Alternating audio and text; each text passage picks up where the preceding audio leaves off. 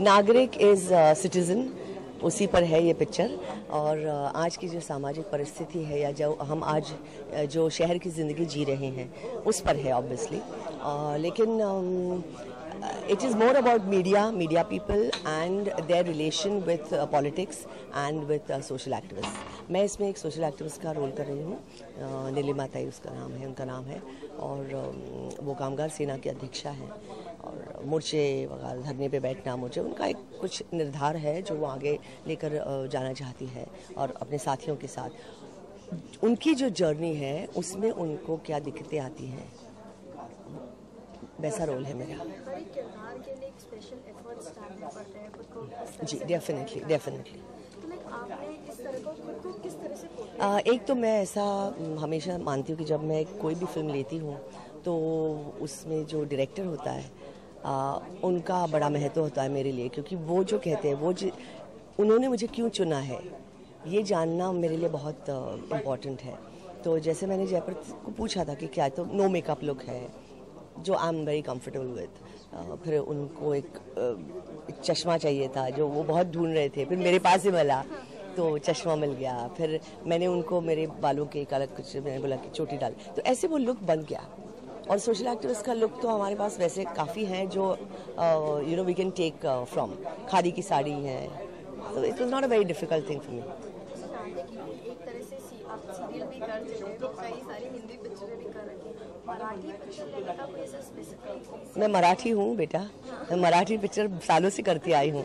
तुम जो आज जानती हो इसलिए आप तुम पूछ रही हो। जानते हैं कि मराठी पिक्चरों का जो प्लेटफॉर्म है माना जाता था, एक जमाने में कई प्लेटफॉर्म छोटा था, अब उस चीज़ को बड़े बड़े अहमियत दी जा रही है। वही सरकार ने भी ये प्लेटफॉर्म दिया है कि दिन में शो दिखाए जाएंगे मराठी पिक्चर से, तो I don't have a take on that, क्योंकि मैं सालों से फिल्में करती आ रही हूँ। मेरे लिए फिल्म की लैंग्वेज इंपॉर्टेंट नहीं है, मेरा जो किरदार है या मैं किन के साथ काम कर रही हूँ, जो मुझे स्टोरी है वो इंटरेस्टिंग लगी, तो the language doesn't matter. But yes I have done lot of Marathi film obviously because I am Maharashtrian, और बहुत अच्छी अच्छी पिक्चरें की है। अच्छी बात है कि लोग वो मराठी फिल्म को सराहा जा रहा है, लेकिन मुझसे अगर पूछे तो शुरू से मराठी फिल्में बहुत ही अच्छी ही बनती आ रही हैं।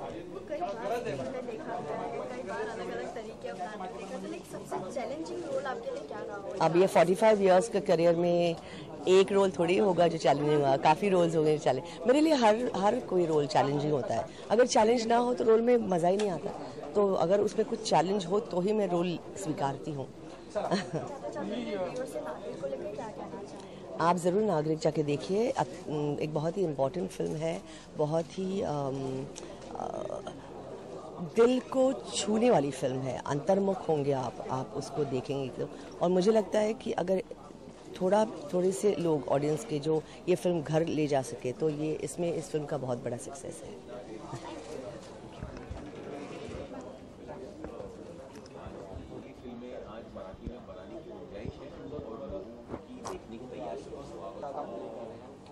सामने आने के आपका एक्सपीरियंस है? एक्साइटिंग सी लाइफ है।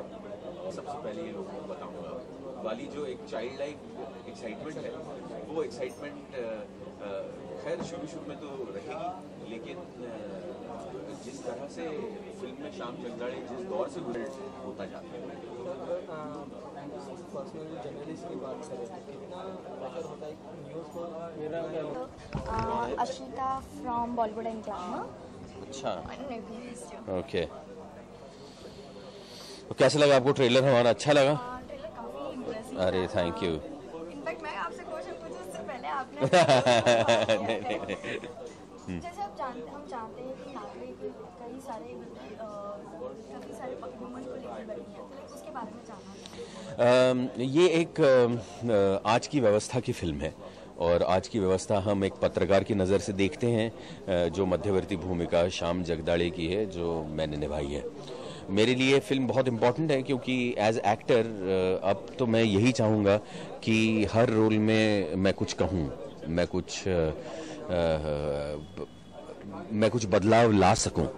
तो मेरे लिए ये बदलाव का कैरेक्टर है, और आज एक पत्रकार को का रोल करने के बाद मुझे ऐसा लगता है कि इट इज़ ये बहुत एक इम्पॉर्टेंट एंटिटी है जिसको हमने नकारा नहीं है, लेकिन उसकी स्वतंत्रता को हमने ज़रूर थोड़ा सा मरोड़ दिया है, या उनकी स्वतंत्रता अपनी नहीं है, उसे मार्केटिंग ड्रिवन है, कभी सीनियरिटी ड्रिवन है, कभी तो अगर एक पत्रकार को हम कहते हैं कि अपनी लिखाई का स्वातंत्र्य है, कुछ जो दिखाना है उसकी स्वातंत्र्य है, ये हम कहते हैं, लेकिन ऐसा है नहीं। जो मैंने फर्स्ट हैंड एक्सपीरियंस इस कहानी के जरिए किया है।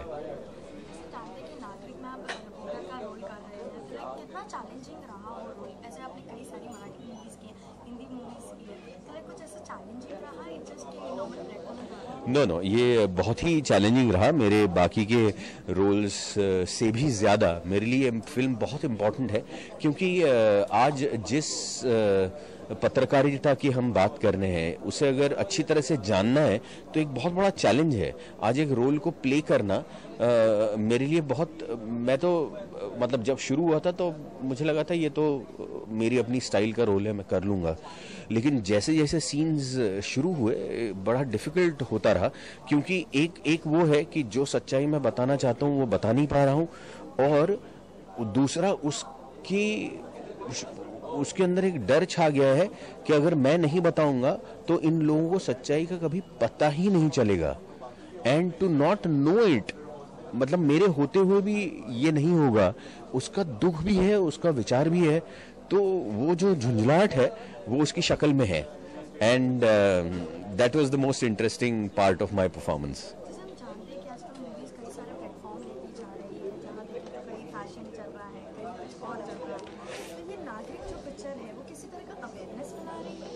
नहीं, बिल्कुल नहीं। हम कोई अवेयरनेस, कोई ऐसा बड़ी इम्पोर्टेंट, बड़ी भारी सा विचार, ऐसा कुछ भी नहीं है। ये बहुत आम फिल्म है जो हम चाहते हैं कि ज़्यादा से ज़्यादा लोग देखें। ये एक थ्रिलर है, और जो घटनाएं जिस प्रकार से शुरू हो जाती है तो वो आपको कुर्सी से हिलने नहीं देती, एंड उसका जो थ्रिल एलिमेंट है या उसका जो विचार है वो मुझे लगता है लोगों को बहुत बांध के रखेगा। तो हमारी तो पूरी कोशिश है इसे एक जैसे it is a film with a purpose but in a entertaining वे।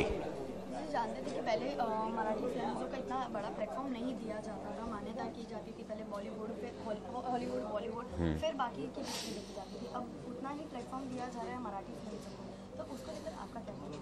अरे प्लेटफॉर्म तो ज़रूरी है, और वो सिर्फ मराठी फिल्मों को नहीं है, आज छोटी हिंदी फिल्में भी हैं, वो भी तो इसी दौर से गुजर रही हैं, उनको प्राइम टाइम का शो नहीं मिलता, और जो छोटी फिल्में हैं उनको थोड़ा सा प्रोत्साहन की ज़रूरत है, और जो बड़ी फिल्में हैं, जो बड़ी प्रोडक्शन हाउस है, उनके सामने वो टिक नहीं पाती। तो अगर गवर्नमेंट थोड़ा सा सपोर्ट कर दें तो मराठी फिल्में और जो छोटी फिल्में हैं उन्हें थोड़ी सी मदद हो जाएगी, ऑडियंस थोड़ा बढ़ जाएगा। जी, मराठी ये फिल्म है, मराठी डायलॉग सुनाऊंगा। इसमें मेरी एक लाइन है जो मैं कहता हूँ कि स्वतःच्या फायद्यासाठी सत्य मांडणं म्हणजे तुमचं राजकारण, आणि समाजाच्या भल्यासाठी सत्य सांगणं म्हणजे आमची पत्रकारिता। थँक्यू।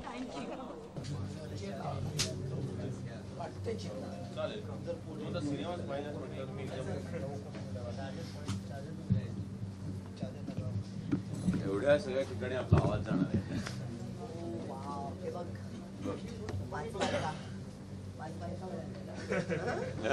पाच बायका मिळाल्या एकदम।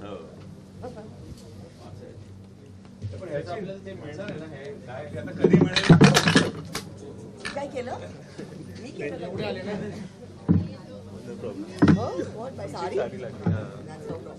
नहीं honestly No, you sit together यार, तुम लोग ऐसा मत करो।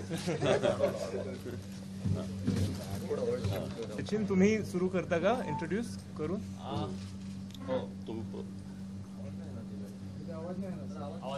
आवाज येणार। मराठी आहेत, हिंदी आहेत, इंग्लिश आहेत, कसं बोलायचं? बरं, मग मराठी माणसाला हिंदी कळते, हिंदी माणसाला मराठी कळेलच असं नाही, म्हणून मला वाटतं हिंदीतच बोलायचं. खूप बोलले गं. नमस्कार. नमस्कार. नागरिक सिनेमाचा आता तुम्ही ट्रेलर पाहिलात, मोशन पोस्टर पाहिलात. 12 जूनला हा सिनेमा रिलीज होतोय. 12 जून को ये फिल्म रिलीज हो रही है ऑल ओवर महाराष्ट्र. ये फिल्म हमने बहुत शिद्दत से बनाई है. For 3 years almost, or more than that, we have worked meticulously on this film. Today I have with me almost everybody जो कुछ इस फिल्म में जिन्होंने अहम भूमिका निभाई है. The writer Dr. Mahesh Keruskar, the producer Sachin Chauhan, Sachin Khedekar the lead actor, Dilip Prabhavarkar, Neena Kulkarni, Sambhaji Bhagat, जिन्होंने और टबी पारीक ने मिलके इस फिल्म का संगीत किया है. संभाजी ने गाने भी लिखे हैं फिल्म के. हाल ही में जो महाराष्ट्र राज्य शासनाचे जे पुरस्कार झाले त्याच्यात ह्या सिनेमाला 5 पारितोषिकं मिळाली. उत्कृष्ट सामाजिक चित्रपट, उत्कृष्ट सामाजिक चित्रपट दिग्दर्शक, उत्कृष्ट संवाद, उत्कृष्ट गीते आणि उत्कृष्ट छायांकन, cinematography. As a filmmaker, you are always sensitive to the socio-political reality around you. और आप हमेशा एक कहानी की तलाश में रहते हैं, क्योंकि कहानी माध्यम होती है. जो आपकी बात कहनी होती है, आपकी वो बात कहने का माध्यम कहानी होती है सिनेमा के लिए. और ऐसी कहानी मैंने डॉक्टर महेश केरुस्कर जी की पढ़ी थी, जो 10 साल पहले एक दिवाळी अंक जिसे बोलते उसमें आई थी. आणि ती गोष्ट मला फार आवडली. त्याच्यातला जो मध्यवर्ती पात्र होतं Shyam Jagdale, who is a senior political correspondent, मुख्य राजकीय वार्ताहर आहे तो एका वर्तमानपत्राचा. तर त्याच्या डोळ्यातनं ह्या सामाजिक राजकीय विश्वाकडे बघणं हे फार इंटरेस्टिंग होतं. आणि आम्ही त्या मग गोष्टीवरती काम करायला सुरुवात केलं. अर्थात ही गोष्ट 10 वर्षापूर्वीची होती, म्हणून त्यातले जे बरेच संदर्भ होते, the socio political context needed to be updated. आम्ही बराच वेळ त्या स्क्रिप्टवर काम केलं आणि त्यांनी आणि मी आम्ही दोघांनी मिळून तो स्क्रीन प्ले लिहिला. सचिन खेडेकर हे खूप आधीपासून ह्या सिनेमाशी जोडले गेले. त्यांनी जेव्हा ते वाचलं तेव्हापासून ते सिनेमाच्या प्रेमात पडले आणि त्यांनी आणि मी आम्ही मिळून निर्माता शोधायला सुरुवात केली. हा सिनेमा बनवायला निर्माता म्हणून एक धाडस लागणार होतं, because we wanted to say something and we wanted to say it urgently. आणि आम्हाला असा निर्माता हवा होता जो ते शिवधनुष्य ज्याला पेलवू शकेल. आणि सचिन चव्हाणांच्या रूपानं आम्हाला तो निर्माता सापडला. त्याच्यानंतर मग सगळे हळूहळू त्या सिनेमाशी जोडले गेले. दिलीपजींना मी खूप आधी ती स्क्रिप्ट गोष्ट ऐकवली होती. मग त्यानंतर मग खरंच या सिनेमाच्या त्या रोलची ऑफर नंतर खूप उशिरा दिली. संभाजी भगतना मी कुठेतरी ऐकलं होतं. संभाजी भगत हे महाराष्ट्राचे मोठे शाहीर आहेत आणि एरवी त्यांच्या कामातून ते एक सामाजिक राजकीय भाष्य करत असतात. He is a socially politically sensitive poet आणि through all his work he is making a commentary over the socio political situations. तर त्यांचं आम्हाला ते सुद्धा ह्या सिनेमाशी जोडले गेले. त्यामुळे ह्या सिनेमाला अधिक वजन आलं. म्हणजे आता हा सिनेमा आणखीन महत्वाचा झाला असं मला वाटतं. त्यांच्या गाण्यासाठी माणूस मारलासाठी त्यांना सर्वोत्कृष्ट गीताचं पारितोषिकही मिळालं. तसंच नीनाताई and everybody else they showed faith in the project. Tubby Parik, I was very insistent की this film had a different kind of an approach to background score. कारण आपल्याकडे एकतर संवाद खूप बोलला जातो सिनेमामध्ये, खूप टॉकी असतो आणि मग बॅकग्राऊंड म्युझिक खूप वापरतात. तर माझा असा प्रयत्न होता की to speak the cinematic language we explore the medium visually. जितकं दृश्य माध्यमातनं जितकं बोलता येईल तितकं बोलावं आणि म्युझिक फार नेमकेपणानं परिणामकारकरित्या वापरावं फक्त. म्हणजे जेव्हा ते येतं तेव्हा ते बरोबर तिथे चपकल बसतं, पण उगाच कारणाशिवाय संवाद आणि कारणाशिवाय म्युझिक कुठेच नसतं. तर ती सिनेमाची भाषा बोलण्याचा आम्ही एक प्रयत्न केलाय. तर टबी पारीकचं त्यामध्ये फार मोठं योगदान आहे. रसूल पुकुटी यांचं ह्या सिनेमाला साऊंड डिझाईन त्यांनी केलं आहे.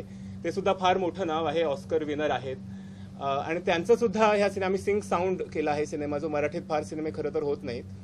पण तो जो सिनेमाचा पिंड होता तो लक्षात घेता मला असं वाटलं की this needed to be shot in sync sound, आणि रसूलची आम्हाला मदत झाली. Milind, of course Milind, I think he will be discovered as an actor in this film. Bhanu Athaiya ह्यांचं आम्हाला कॉस्ट्युम्स वर त्यांची मदत झाली. त्यानंतर त्यांचं काम पूर्णिमा ओकने केलं त्यांची जरा. तर असं हे एक माणूस, मोठी माणसं या सिनेमाशी जोडली गेली. आणि मला ह्या सर्वांबरोबर माझ्या पहिल्या सिनेमात काम करायला मिळालं हे मी माझं भाग्य समजतो. कारण सिनेमा जेव्हा तुम्ही बनवत असता तेव्हा तुम्ही जरी तो सिनेमा बनवला तरी तो जो प्रवास असतो तो प्रवास तुम्हाला बनवत असतो. म्हणून एका अर्थाने फिल्म मेकर या शब्दाचा अर्थ जो फिल्म बनवतो तो नाही, but one who is made by the film. So you make the film but the film makes you. So I am thankful to everybody की त्यांनी मला ह्याच्यामध्ये सहकार्य केलं, सहयोग केला. आणि जसं मी कायम सांगतो, हा सिनेमा एक माणूस जो संवेदनशील आहे आजच्या परिस्थितीबद्दल आणि त्याला काहीतरी म्हणायचंय, नेमकेपणाने म्हणायचंय, आणि तो माध्यमातला माणूस आहे. म्हणून आज तुमच्या सर्वांशी बोलताना मला असं वाटतंय की हा आमचा सिनेमा आहे, पण त्याहून जास्ती हा तुमचा सिनेमा आहे. कारण हा माध्यमातला माणूस आहे. तर तो तुमच्यापासून लोकांपर्यंत, जनसामान्यांपर्यंत पोहोचावा, आणखीन स्ट्रॉंगली तो लोकांपर्यंत जावा अशी माझी अपेक्षा आहे. आणि तशीच मी तुम्हा सर्वांना विनंती करतो. Thank you so much. Thank you once again for coming. I think they should talk about the roles की काय. नाही, पण याने आता सांगितलं ते खूप महत्वाचं आहे की दृश्य माध्यमाचं, व्हिज्युअल मीडियमचं आणि खूप हुशारीने, तर दृश्य माध्यमातल्या शक्तीचा आणि शक्यतांचा आणि खूप हुशारीने फार वापर केलेला आहे. म्हणजे खूप शब्दबंबाळ असं आहे ना, वर्बोज असं झालेलं नाहीये. तर हे शेवटी व्हिज्युअल मीडियम आहे, तर त्याचे आणि खूप त्याच्या पॉसिबिलिटीज आणि त्याच्या स्ट्रेंथ्स याचा वापर यांनी खूप छान केलेला आहे, हुशारीने केलेला आहे, असं मला ते करताना जाणवलं आणि आता हे बघताना सुद्धा जाणवलं त्याचं. त्याच्यामुळे हे खूप महत्वाचं आहे. पुष्कळ सिनेमामध्ये खूप लोक बोलतात आणि ह्यांनी हे व्हिज्युअली खूप इंटरेस्टिंग केलेलं आहे हा सिनेमा, आणि त्याचा इम्पॅक्ट येतो. त्याचं क्रेडिट अर्थात लेखकांना सुद्धा आहे, महेश कळुसकरांना. नाही, मराठीमध्ये बोलपट खूप असतात, पण चित्रपट पहिल्यांदाच म्हणजे खूप दिवसांनी आपल्याला बघायला मिळेल. चित्रभाषा जी जयप्रद देसाईंनी वापरलेली आहे याच्यामध्ये ती खूप महत्वाची आहे. आणि मी काही चित्रपटाचा असा रेग्युलर रायटर नाहीये. मी एक नॉव्हेल लिहिली, ती त्यांच्या वाचनात आली, त्याच्यावरून आम्ही स्टोरी मग अपडेट करत गेलो आणि अगदी आत्ताच्या 2015 पर्यंत आणून आपण ही स्टोरी ठेवलेली आहे. तेव्हा पत्रकार जो असतो तो जनतेचं प्रतिनिधित्व करत असतो, कुठलाही लोकांच्या मनातलं तो बोलत असतो.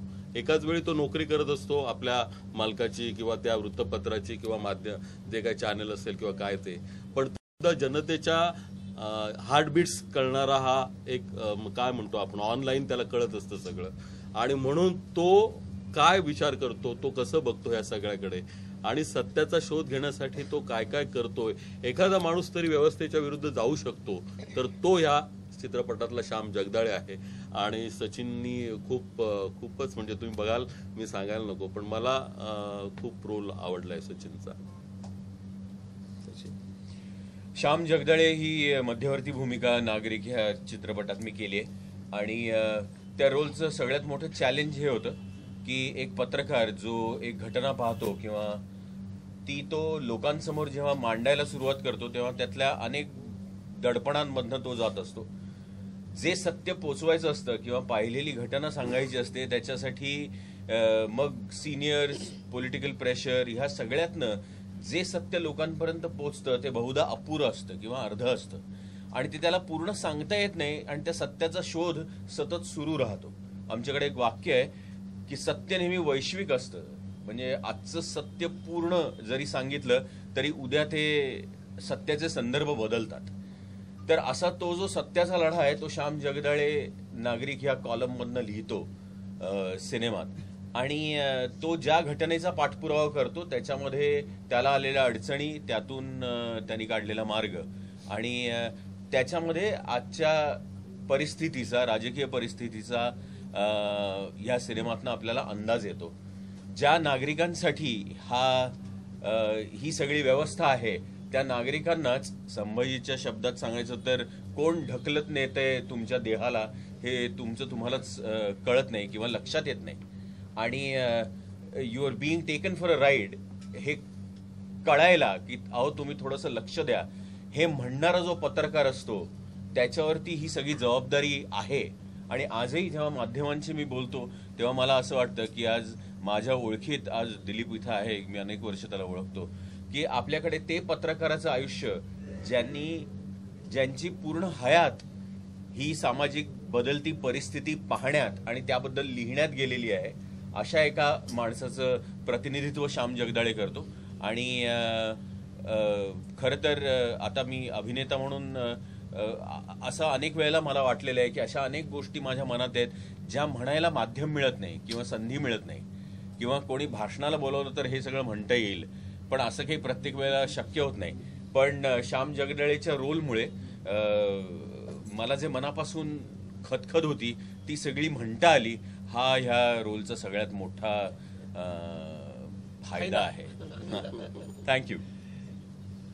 मला विचारायचं की राजकारणाच्या पलीकडे जे एक वर्तुळ आहे त्याच्यामध्ये कुठेतरी एक कावळा दाखवलाय किंवा धार्मिक फसवणूक होते अशा पद्धतीचं कुठेतरी एक चित्र दिसतंय. तर नेमका काय प्रकार आहे तो? बाहेरचं वर्तुळ कशा पद्धतीचं? कावळा. हा कावळ्याचा प्रश्न खूप आलाय. खूप मी पण हे जे वर्तुळ म्हणतो हे ह्या सर्वांनीच पूर्ण होत असतं. म्हणजे ह्याच्यात बरेच लेयर्स असतात, म्हणजे while all of these are stakeholders in this system, in this chaos, everybody is playing a role. तर त्यामध्ये ते बाहेरचं जग ते त्या बाहेरच्या वर्तुळात प्रतिबिंबित होत आहे. आता आणखीन त्यातलं काही सांगायचं गेलं तर मग ते सिनेमाचं गुपित उघडल्यासारखं होईल आणि I don't want to kill the fun.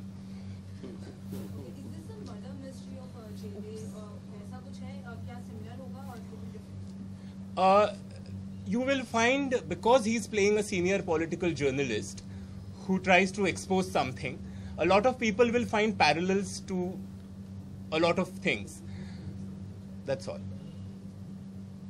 Is there any resemblance of any political party in this movie? Well, again, as I said, when you are making a socio-political film, ये लाजमी है कि जो बाहर दिख रहा है आपको वो थोड़ा बहुत प्रतिबिंबित हो. लेकिन अगर एक कोई है, अगर ऐसा आपका सवाल है तो मेरा जवाब नहीं है.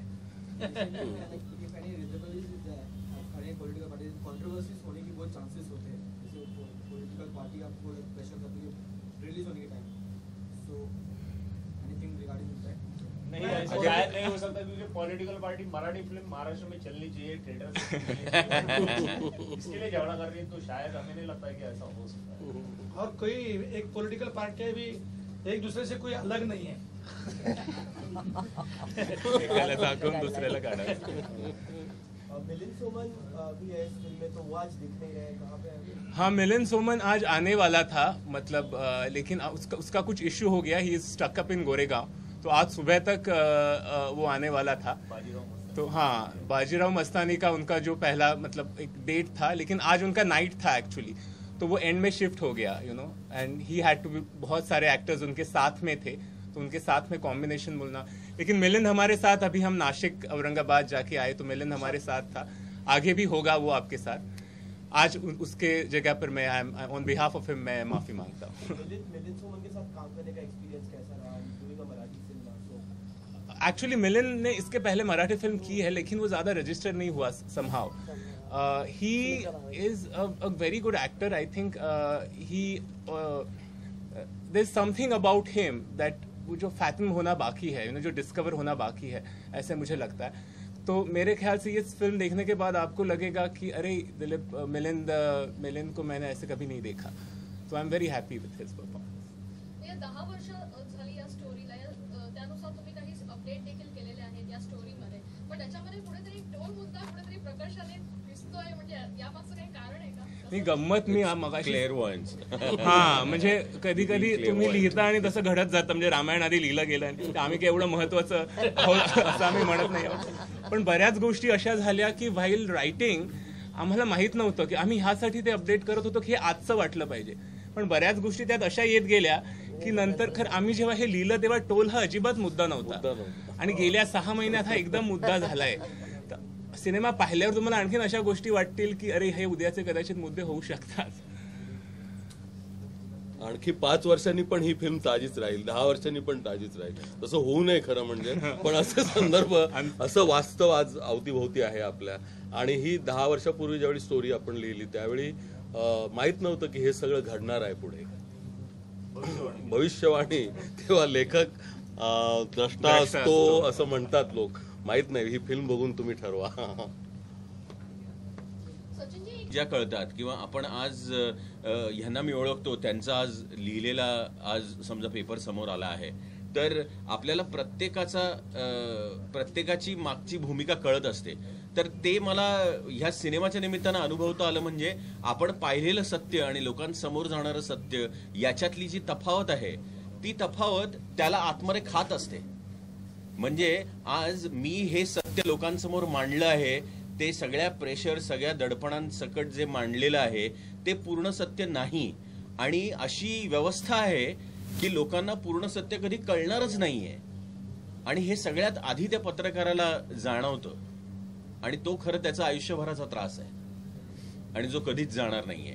ते श्याम जगदाळेच्या चेहऱ्यात आहे की I will be away from the truth and I will never be able to say it and I have to live with it. या सिनेमात बरेच दिग्गज कलाकार आहेत. तर श्रीराम लागूबद्दल तुम्ही काय जरा बोलाल का? ते बरेच वर्षानंतर दिसणार आहेत. हो, नाही, मी जेव्हा हा सिनेमा लिहित होतो जेव्हा आम्ही, तेव्हापासून डॉक्टर श्रीराम लागू माझ्या म्हणजे डोळ्यासमोर होते. आणि मला बऱ्याच लोकांनी सांगितलं होतं की आता त्यांची प्रकृती फार चांगली नसते, तर ते सिनेमात काम करत नाही. मी म्हणालो एकदा भेटून बघू, फार तर नाही म्हणतील. आणि मी त्यांना भेटायला गेलो. ते मला म्हणाले, अरे तुला माहित नाही का मी सिनेमा सोडून झाली इतकी वर्ष झाली आणि तुला माझ्या प्रकृतीचा अंदाज आहे का? मी म्हणालो नाही, मला माहिती आहे, मला सगळं माहिती आहे, पण मी म्हणतो फक्त एकदा स्क्रिप्ट वाचा, मग आपण बोलू. आणि मी स्क्रिप्ट ठेवली त्यांच्याकडे. मी त्यांना परत एक 8 दिवसांनी भेटलो, तेव्हा ते म्हणाले तू हुशार आहेस, कारण माझ्यातल्या ऍक्टरनी ऑलरेडी काम सुरू केलंय. म्हणजे माझं डोकं आता काम करायला लागलंय, आता मी नाही कसं म्हणू, आता तू मला फसवलंस ह्याच्या. आणि then he got trapped in a way. त्यानंतर ते फक्त एवढे म्हणाले की जरा लवकर जमलं तर शूट कर, कारण मी विसरीन. तर पण मी परत जसं म्हणालो, मी माझं मोठं भाग्य समजतो. म्हणजे सेटवर ही was like any other actor. म्हणजे आम्ही काही त्यांना खास वागणूक दिली किंवा असं नाही. म्हणजे जी शिफ्टची वेळ होती त्या पूर्ण वेळ ते आमच्या बरोबर असायचे, ते तसेच रिहर्सल करायचे. सुलभाताई आणि त्यांचे बरेच सीन्स होते एकत्र, मिलिंद बरोबर त्यांचे सीन्स आहेत. So he was like any other professional actor. आणि त्यातले असे बरेच त्यांच्याबरोबर म्हणजे the moments that you have spent with him, I am going to cherish them all my life. आता सुरू झालंय, आता आहे. आता प्रभात जे पुरस्कार येत आहेत त्यात सुद्धा आहे फायनलिस्ट. आणि ह्या पुढे करायचे. आता 12 जूनला रिलीज आहे, म्हणून आम्ही त्याकडे आता सगळ्यांनी लक्ष केलं. हो हो, 6 नामांकन होती आणि त्यातली 5 मिळाली. पण मला न मिळाल्याचं दुःख एवढं नाही जेवढा 5 मिळाल्याचा आनंद आहे. मला वाटतं की हा सचिनचा म्हणजे ऍज अन, मी माझा सिनेमा आहे म्हणून म्हणत नाही, पण it is the best performance that he has given for a long. कारण मला वाटतं एक जे इंटरनलाइज करावं लागतं कुठच्याही पात्राचे डायलेमाज, ते सचिनने ह्यामध्ये केले आहेत. म्हणजे आपल्याकडे अजून ऍक्टिंगमध्ये एक्सटर्नल्सवर जास्ती भर असतो, त्यांच्या लकबी, त्यांच्या हे वगैरे. पण त्याच्या अंतरंगात उतरणं, त्या पात्राच्या डोळ्यात मला पूर्ण सिनेमा दिसतो. So it is a very difficult role for him. आणि आय थिंक ते त्यांनी त्याचा बरोबर म्हणजे तो इंटरनलाइज करून तो अगदी बारकाईनं पकडलाय. हे मी जे काय बोलतोय हे अनुभवायला तुम्हाला तो सिनेमा पाहिला पाहिजे. Then you will exactly understand what I am trying to से.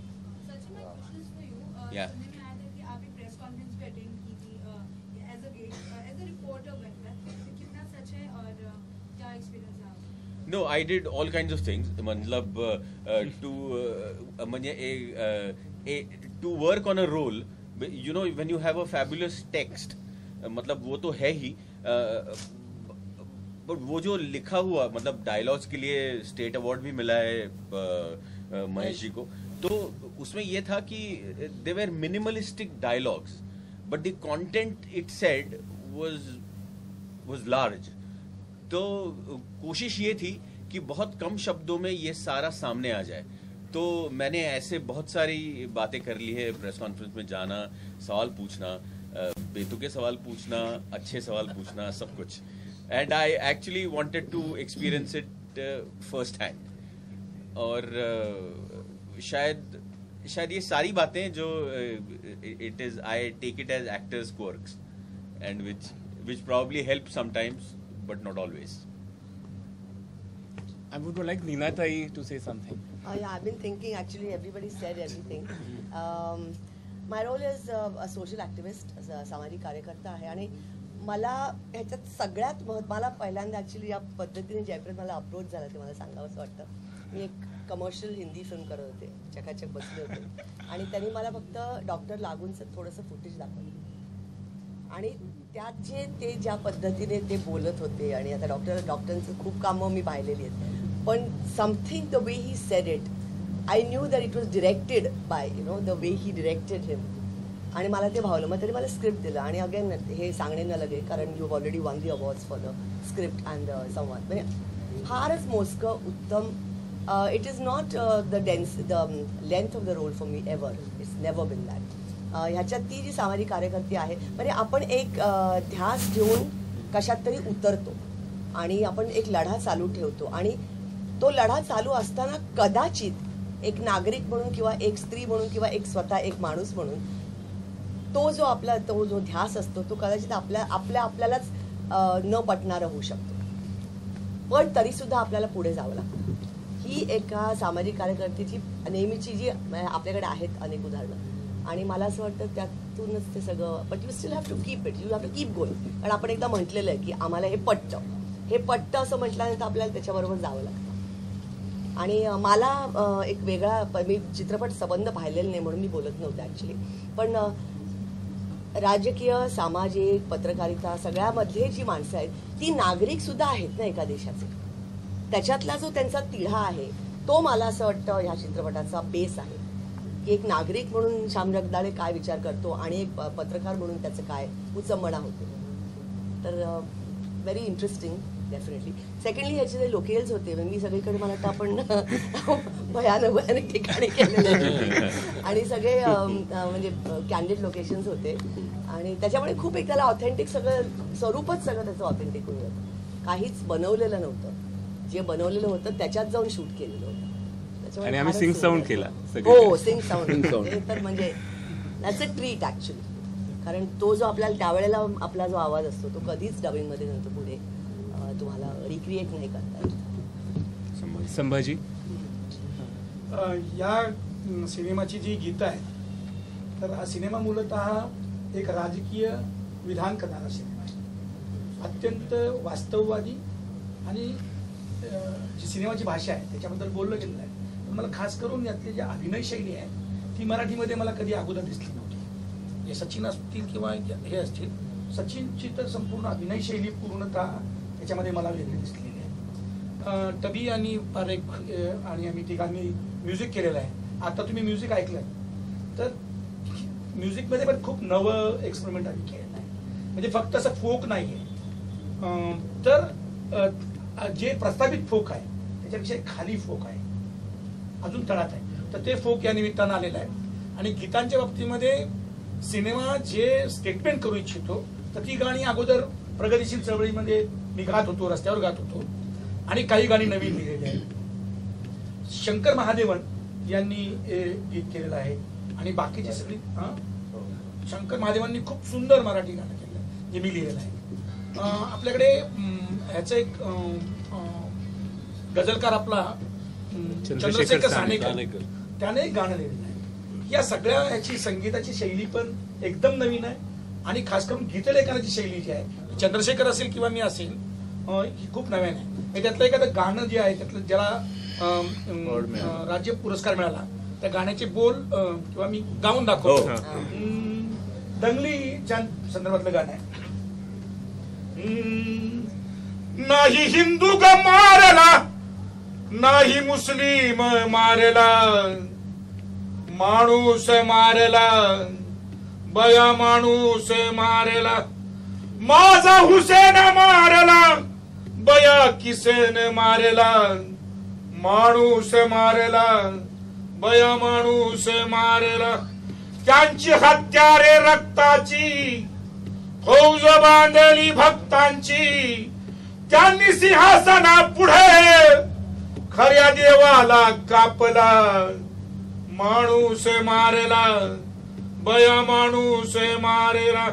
आले जुलूस झेंड्यांचे, आले कळप गेंड्यांचे, त्यांनी माणसातला माणूस ठेचू ठेचून मारला, माणूस मारला, बया माणूस मारला.